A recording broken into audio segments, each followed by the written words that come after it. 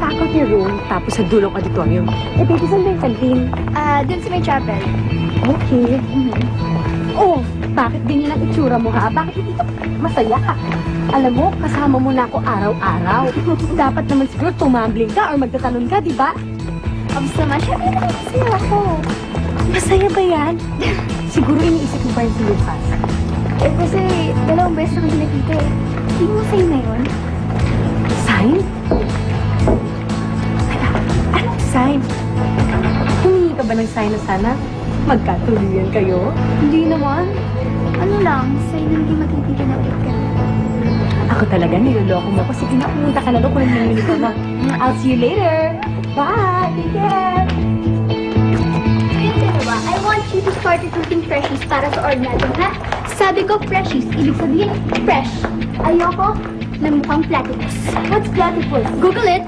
It's a prehistoric looking, water-dwelling rodent that looks like a duck. Tama! So, maghanap din ka sa sophomores, sa juniors, tsaka sa juniors, ha?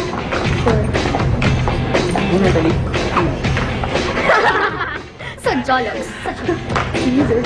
Ay, nabali. Hi, girls! 3, 2, 1. Bakit kasi school na ito maraming losers?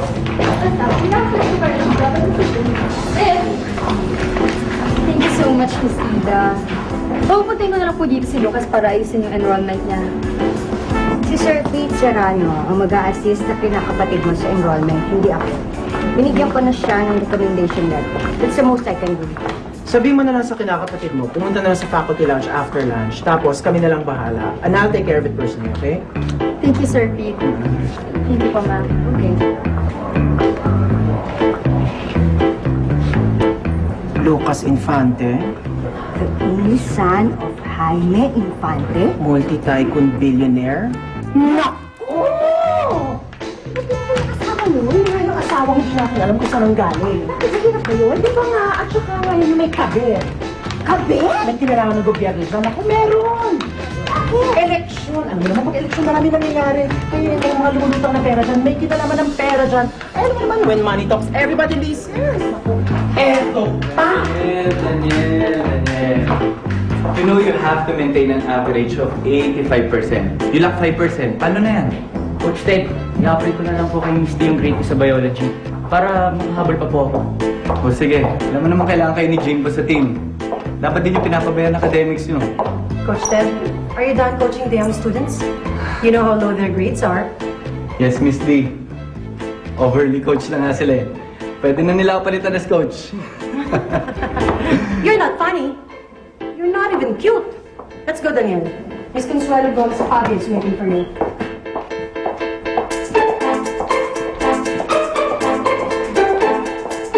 Ma'am, tatanggal ako sa kid. Can you do something about it? Jimbo, shut up. Ma'am, they're ready.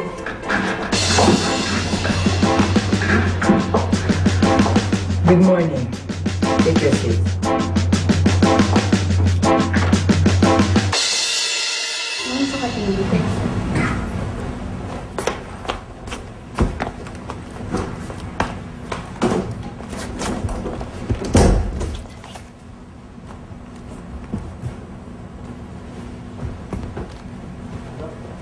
Ikaw naman, kung gusto mo talaga makilala si Lucas, eh di dumikit-dikit ka lang sa akin.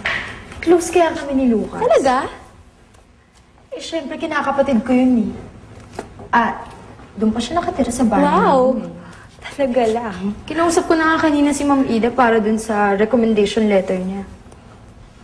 Dito na mag-aaral si Lucas. Wow, talaga? Nakaka-excite naman yan. Malay mo, magustuhan ka ni Lucas. Sana naman magustuhan niya ako. Lagi na kayo magkikita. Oo, baka magustuhan ka niya talaga. Ang ganda-ganda mo, te. Talaga? Ang ganda ako. Ganda Coming mo. from you, Sarah. Sarah! Sarah! Sarah! Sarah! Ay, teka, miss, yung bayad mo, hoy. JR, Dennis, Jarvis. Sarah! Sarah! Sarah! Ba't ganyan suot mo? Ka-uniform ka na agad. Excited ka? Si Lucas. Dito na? Ha? Si Lucas Infante. Dito na siya mag-aaral? Saan mo narinig yan? Sa'yo lang din kanina. Na nagsusukot ako ng uniform, narinig ko nagkukwento ka. So nakikichismis ka pala? Sorry, sige na. Friend ko rin naman si Lucas eh. Sige na, sabihin ko na sa akin. Totoo nga ba dito na siya mag-aaral? Kaya ano naman yun sa'yo? Siguro may gusto ka kay Lucas, no?